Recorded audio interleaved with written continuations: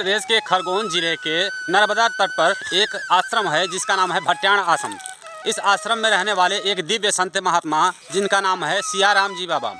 वह माना जाता है कि महाराष्ट्र के पूर्व निवासी हैं, लेकिन ऐसा कोई प्रमाण अभी तक नहीं मिला है।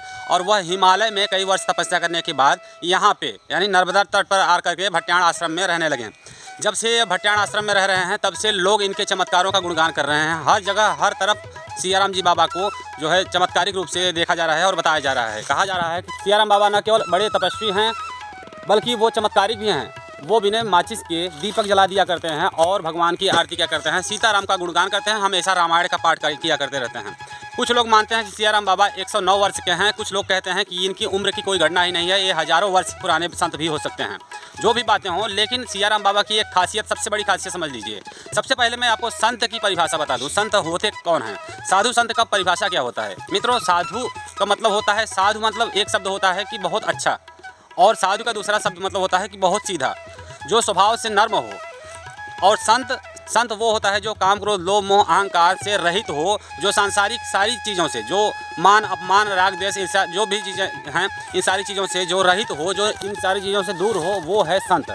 मित्रों, संत की परिभाषाएं तो बहुत हैं, संत तो बहुत हैं, लेकिन कहने के लिए संत हुआ करते हैं। एक्चुअली हमारे भारत देश में अब संतों की बहुत कमी हो गई है। कुछ ऐसे दिव्य संत आज भी इस धरती पर मौजूद हैं और शायद यही वजह है कि अभी भी धरती अपने धुरी पर टिकी हुई है, वरना तो ये तहस नहस भी हो जाती और पृथ्वी वीरों से खाली नहीं होती है। यह तो सुना ही होगा आपने।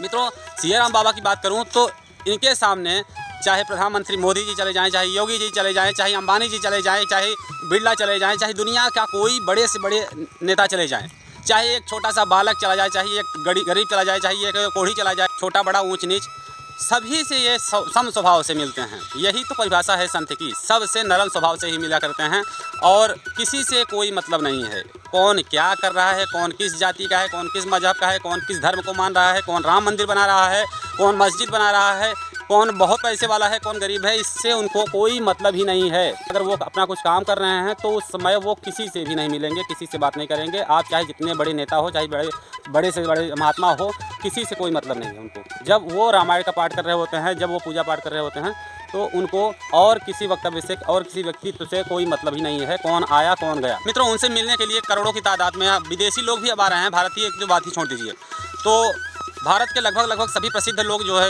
नेता अभिनेता सभी जा चुके हैं, उनके दर्शन कर चुके हैं। और एक आश्चर्यजनक वाकया देखने को मिला, जब हमारे प्रसिद्ध कथावाचक श्री पंडित अनिरुद्धाचार्य जी महाराज उनसे दर्शन करने के लिए उनके पास में गए, तो वो उस समय रामायण का पारायण कर रहे थे, रामायण पढ़ रहे थे।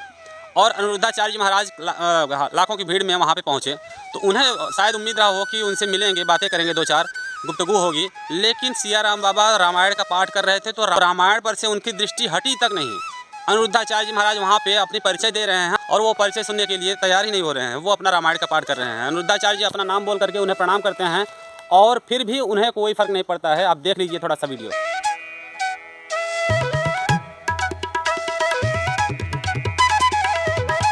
इस तरह से पंडित अनिरुद्धाचार्य जी महाराज तकरीबन आधे घंटे उनका इंतजार किए कि शायद अब वो खाली हों, अब वो उनसे बातें करें, लेकिन उनको कोई मतलब ही नहीं कि कौन आया, कौन प्रणाम कर रहा है, कोई बड़े महात्मा है या फिर कोई नॉर्मल व्यक्ति तो है, कोई मतलब ही नहीं है।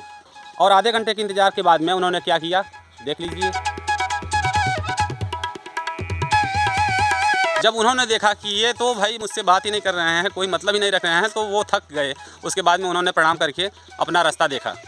तो मित्रों, ये हैं सियाराम बाबा जी महाराज। इनकी सबसे बड़ी खासियत यही है कि ये किसी भी धर्म, किसी भी मजहब के लिए नहीं बोला करते हैं। इनसे जब राम मंदिर के लिए बोला गया कि राम मंदिर बन रहा है, राम मंदिर का निर्माण हो गया है, अब उनमें श्री राम भगवान आने वाले हैं, तो इन्होंने कहा कि मुझसे क्या मतलब है, कौन क्या कर रहा है, कौन किस धर्म का है, कौन किस मजहब का है, कौन किसके बारे में बात कर रहा है, सांसारिक किसी बातों से मतलब ही नहीं है। यही तो संत की परिभाषा है।